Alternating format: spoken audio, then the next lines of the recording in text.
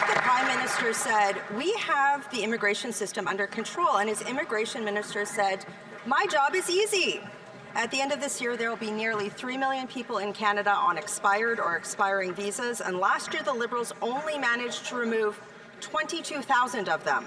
And the Liberals are still issuing hundreds of thousands of new temporary work permits this year. If her job is so easy, what's the minister's plan to get nearly 3 million people to leave? The job that I have is never easy.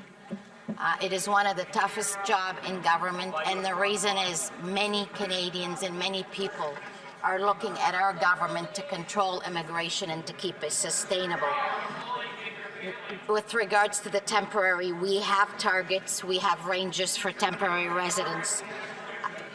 Those that are on temporary status have the opportunity to extend. They also have the opportunity to use some of our permanent pathways.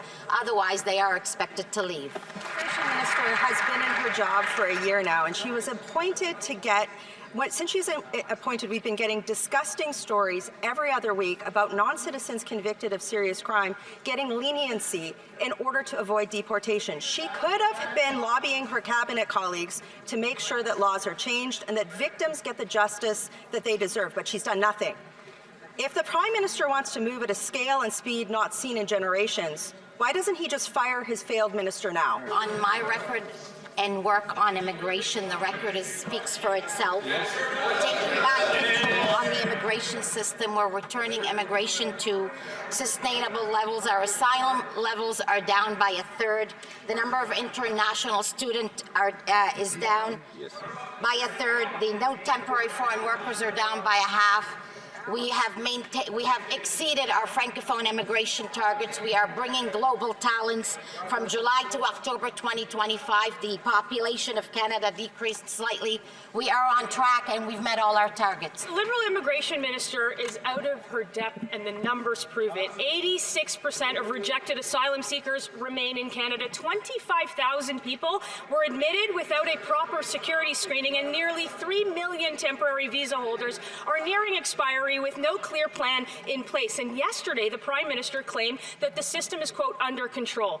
But there are no real controls left. The Liberals dismantled them, and the Minister has shown no ability to restore order. So with results like these, why is she still in her job? Mr. Speaker, I will park some of the factual inaccuracies that were included in the member's question, but let me just take a moment to say that I have been proud to work alongside my colleague for Nova Scotia, not just in her current capacity as Minister of Immigration for Canada, but previously when she served as the Immigration Minister in my home province of Nova Scotia. She was uniquely responsible for bringing the healthcare workers that provide care to my neighbours. She was uniquely responsible in helping resettle refugees from Syria when the federal Conservatives wouldn't lift a finger. She is working on a program that may be a difficult problem to solve, but she is restoring integrity to the immigration system, and the personal attacks are cruel, inappropriate, and beneath this House.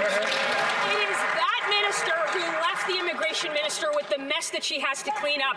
And he knows that even Liberal MPs who have been passed over for a decade can see that she's out of her depth because of the mess that he left. These are direct quotes from them. She has no idea how to respond. She doesn't make sense. She puts her foot in her mouth. At what point will the Prime Minister acknowledge that this file requires real leadership and a serious course correction without the two of them?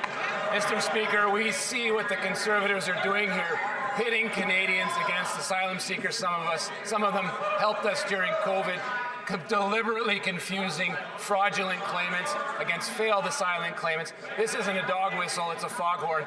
And I know it's Lent, so I do implore them to show a little grace. So instead of shedding MPs for Lent, Mr. Speaker, which we appreciate, maybe they need to shed this line of questioning. They've just put up a third failed immigration minister to answer for the question.